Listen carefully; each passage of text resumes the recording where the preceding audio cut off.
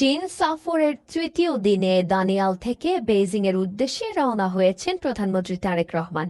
এর আগে world economic ফোরামের প্ল্যানারি সেশনে আমন্ত্রিত অতিথি হিসেবে যোগ দেন তিনি।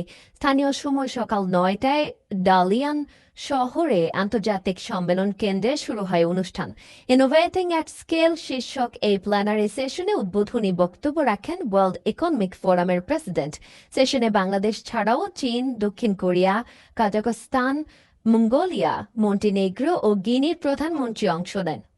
সাইড লাইনে বিভিন্ন দেশের সরকার প্রধানদের সঙ্গে পারস্পরিক স্বার্থ সংশ্লিষ্ট বিভিন্ন বিষয়ে মতবিনিময় করেন তারেক রহমান। 17তম বার্ষিক সামার ডাভোস ফোরামের কর্মসূচি শেষে বুলেট ট্রেনে বেইজিং রওনা করেন তিনি। চীনের রাজধানীতে দেশটির রাষ্ট্রপতি ও প্রধানমন্ত্রীর সাথে বৈঠক করবেন তারেক রহমান। এ সময় বিভিন্ন খাতে 17টি সমঝোতা স্মারক সই হওয়ার কথা। আলোচনায় গুরুত্ব পাবে তিস্তা ও পদ্মা ব্যারেজ নির্মাণে চীনের অর্থায়ন ও সহযোগিতা।